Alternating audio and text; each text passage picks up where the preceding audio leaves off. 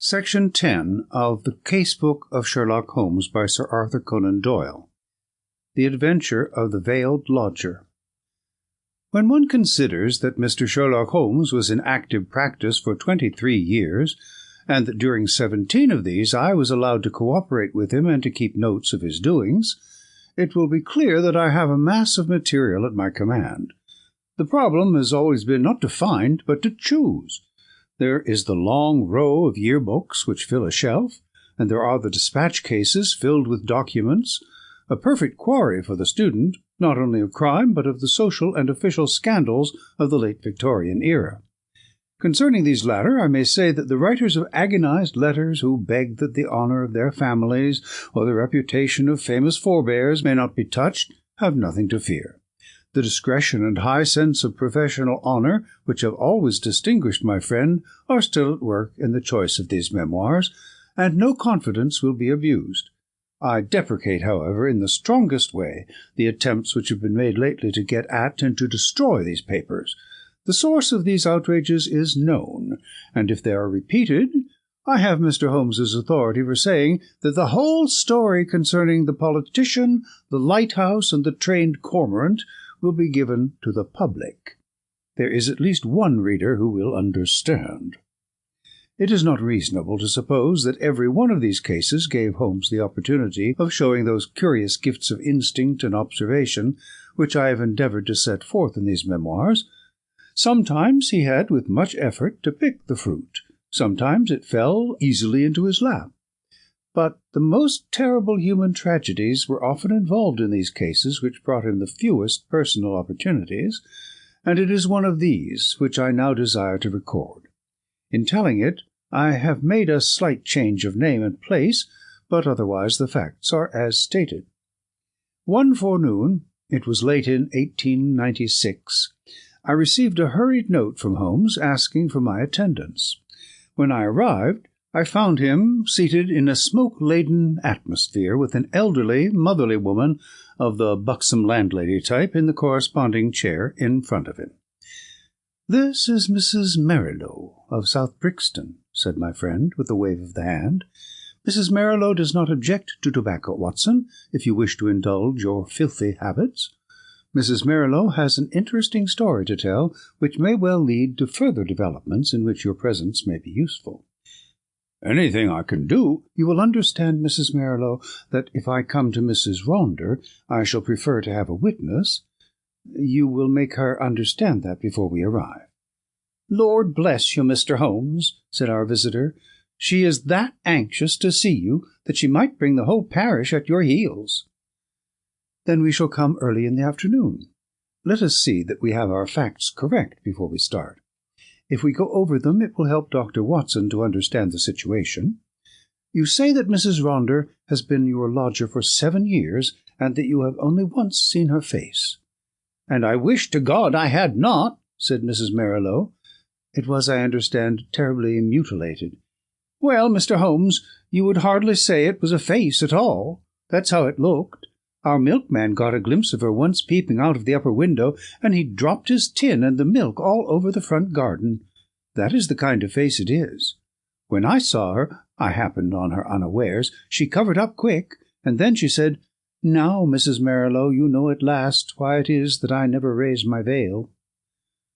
"Do you know anything about her history?" "Nothing at all." "Did she give references when she came?" "No, sir, but she gave hard cash, and plenty of it. A quarter's rent right down on the table in advance, and no arguing about terms. In these times a poor woman like me can't afford to turn down a chance like that."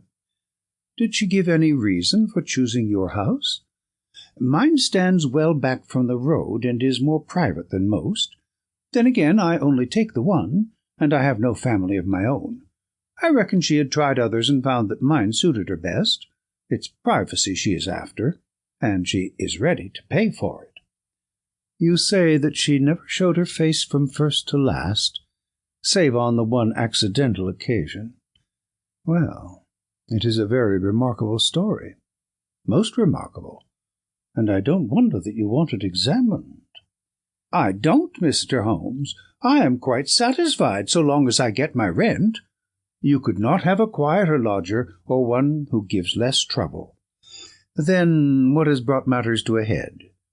Her health, Mr. Holmes. She seems to be wasting away, and there's something terrible on her mind. Murder! She cries. Murder! And once I heard her. You cruel beast, you monster! She cried. It was in the night, and it fair rang through the house, and sent the shivers through me. So I went to her in the morning.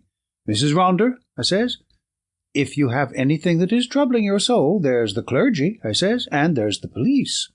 Between them, you should get some help. For God's sake, not the police, says she, and the clergy can't change what is past. And yet, she says, it would ease my mind if someone knew the truth before I died. Well, says I, if you won't have the regulars, there is this detective man, what we read about, begging your pardon, Mr. Holmes, and she fair jumped at it. That's the man, says she. I wonder I never thought of it before. Bring him here, Mrs. Merrilow, and if he won't come, tell him I am the wife of Ronder's wild beast show. Say that, and give him the name Abbas Parva. Here it is, as she wrote it, Abbas Parva. That will bring him, if he's the man I think he is. And it will, too, remarked Holmes. Very good, Mrs. Merrilow. I should like to have a little chat with Dr. Watson. That will carry us till lunch-time. About 3 o'clock you may expect to see us at your house in Brixton. Our visitor had no sooner waddled out of the room, no other verb can describe Mrs. Merrilow's method of progression, than Sherlock Holmes threw himself with fierce energy upon the pile of commonplace books in the corner. For a few minutes there was a constant swish of the leaves, and then, with a grunt of satisfaction, he came upon what he sought. So excited was he that he did not rise, but sat upon the floor like some strange Buddha, with crossed legs, the huge books all round him, and one open upon his knees. The case worried me at the time, Watson. Here are my marginal notes to prove it. I confess that I could make nothing of it, and yet I was convinced that the coroner was wrong.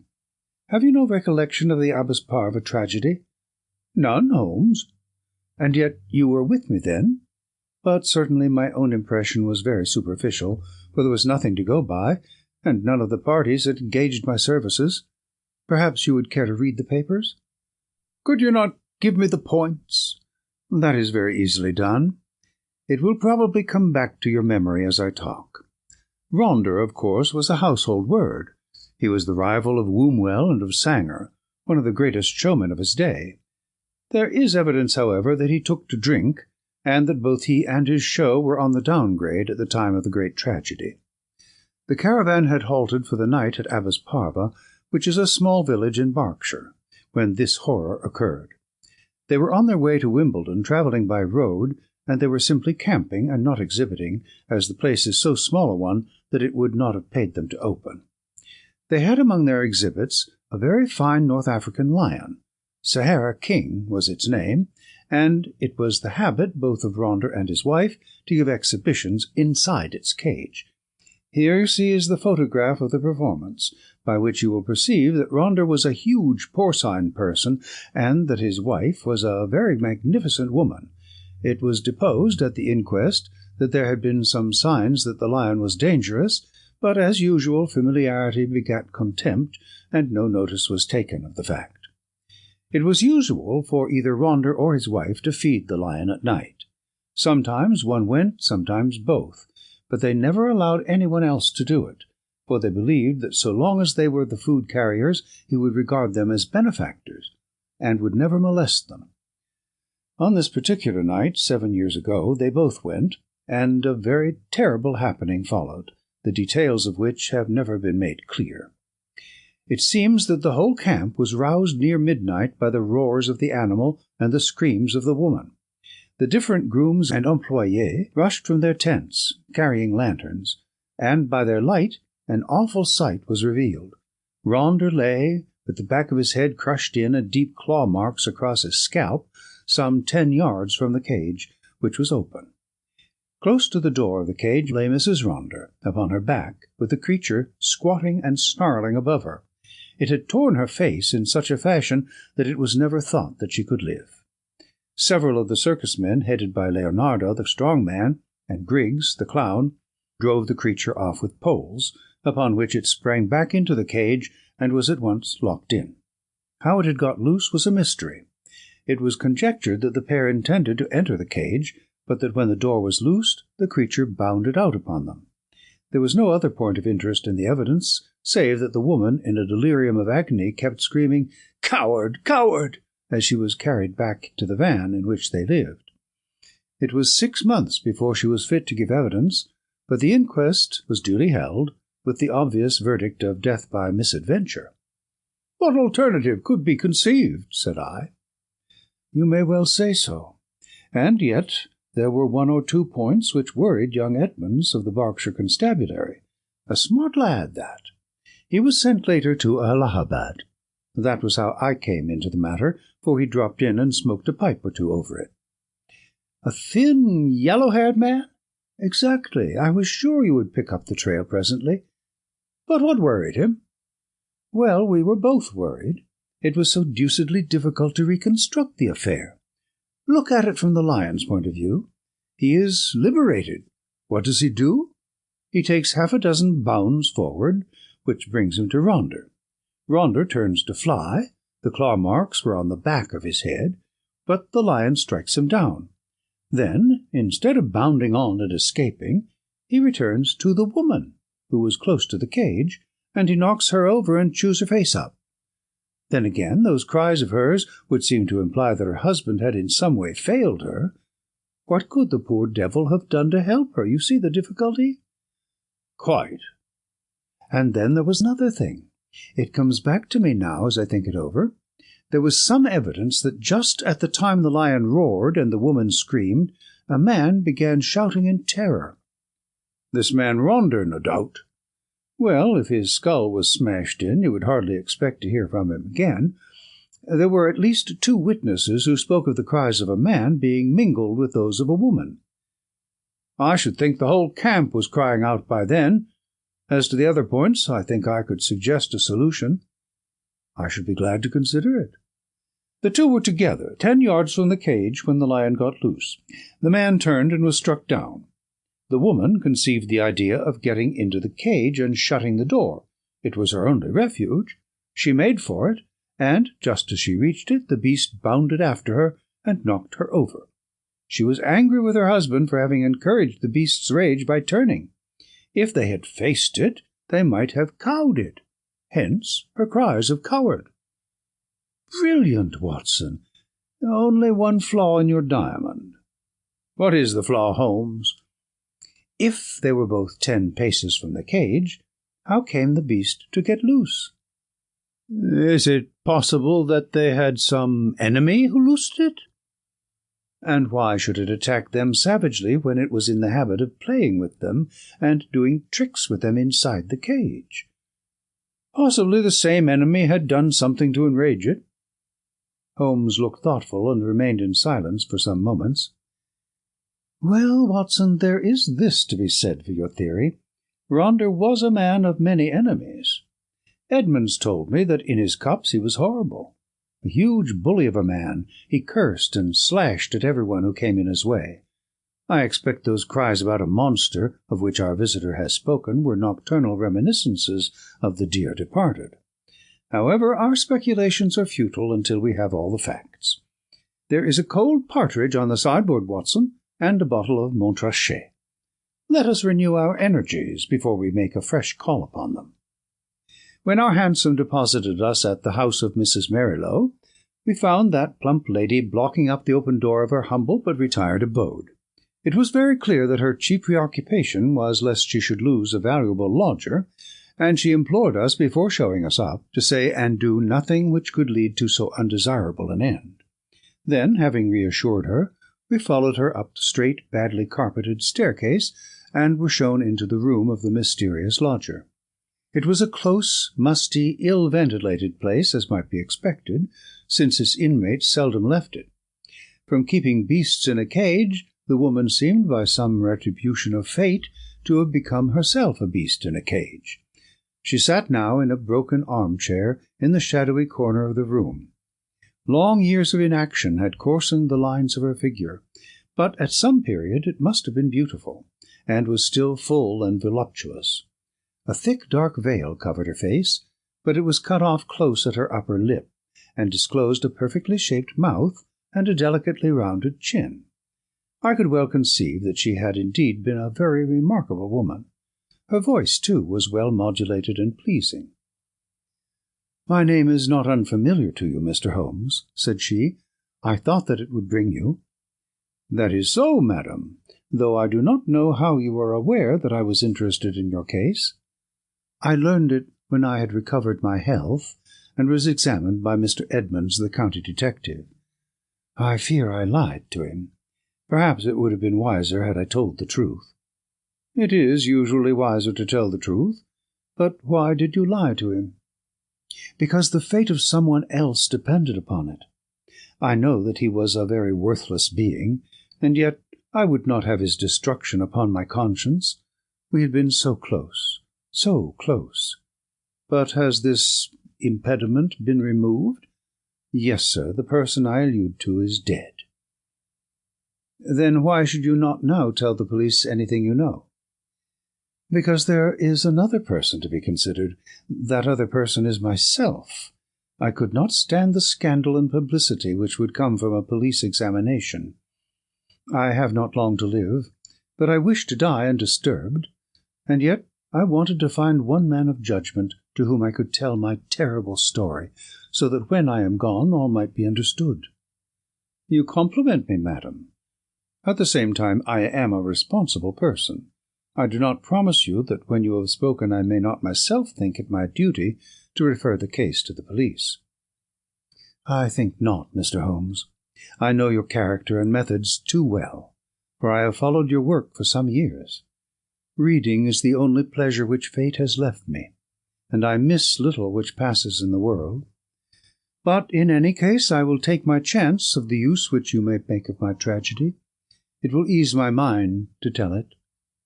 My friend and I would be glad to hear it." The woman rose and took from a drawer the photograph of a man. He was clearly a professional acrobat, a man of magnificent physique, taken with his huge arms folded across his swollen chest, and a smile breaking from under his heavy moustache, the self-satisfied smile of a man of many conquests. "This is Leonardo," she said. "Leonardo, the strong man who gave evidence?" "The same. And this is my husband." It was a dreadful face, a human pig, or rather a human wild boar, for it was formidable in its bestiality. One could imagine that vile mouth clamping and foaming in its rage, and one could conceive those small vicious eyes darting pure malignancy as they looked forth upon the world. Ruffian, bully, beast, it was all written on that heavy jowled face. Those two pictures will help you, gentlemen, to understand the story. I was a poor circus girl, brought up on the sawdust and doing springs through the hoop before I was 10. When I became a woman, this man loved me, if such lust as his can be called love, and in an evil moment I became his wife. From that day I was in hell, and he the devil who tormented me. There was no one in the show who did not know of his treatment. He deserted me for others. He tied me down and lashed me with his riding whip when I complained. They all pitied me, and they all loathed him. But what could they do? They feared him, one and all, for he was terrible at all times, and murderous when he was drunk. Again and again he was had for assault, and for cruelty to the beasts, but he had plenty of money, and the fines were nothing to him. The best men all left us, and the show began to go downhill. It was only Leonardo and I who kept it up, with little Jimmy Griggs the clown. Poor devil, he had not much to be funny about, but he did what he could to hold things together. Then Leonardo came more and more into my life. You see what he was like. I know now the poor spirit that was hidden in that splendid body, but compared to my husband he seemed like the angel Gabriel. He pitied me and helped me, till at last our intimacy turned to love. Deep, deep, passionate love, such love as I had dreamed of but never hoped to feel. My husband suspected it, but I think that he was a coward as well as a bully, and that Leonardo, was the one man that he was afraid of. He took revenge in his own way by torturing me more than ever. One night my cries brought Leonardo to the door of our van. We were near tragedy that night, and soon my lover and I understood that it could not be avoided. My husband was not fit to live. We planned that he should die. Leonardo had a clever, scheming brain. It was he who planned it. I do not say that to blame him, for I was ready to go with him every inch of the way, but I should never have had the wit to think of such a plan. We made a club, Leonardo made it, and in the leaden head he fastened 5 long steel nails, the points outwards, with just such a spread as the lion's paw. This was to give my husband his death-blow, and yet to leave the evidence that it was the lion which we would loose who had done the deed. It was a pitch-dark night when my husband and I went down, as was our custom, to feed the beast. We carried with us the raw meat in a zinc pail. Leonardo was waiting at the corner of the big van, which we would have to pass before we reached the cage. He was too slow, and we walked past him before he could strike. But he followed us on tiptoe, and I heard the crash as the club smashed my husband's skull. My heart leaped with joy at the sound. I sprang forward, and I undid the catch which held the door of the great lion's cage. And then the terrible thing happened. You may have heard how quick these creatures are to scent human blood, and how it excites them. Some strange instinct had told the creature in one instant that a human being had been slain. As I slipped the bars, it bounded out, and was on me in an instant. Leonardo could have saved me. If he had rushed forward and struck the beast with his club, he might have cowed it. But the man lost his nerve. I heard him shout in his terror, and then I saw him turn and fly. At the same instant the teeth of the lion met in my face. Its hot, filthy breath had already poisoned me, and I was hardly conscious of pain. With the palms of my hands I tried to push the great, steaming, blood-stained jaws away from me, and I screamed for help. I was conscious that the camp was stirring, and then dimly I remember a group of men, Leonardo, Griggs, and others, dragging me from under the creature's paws. That was my last memory, Mr. Holmes, for many a weary month.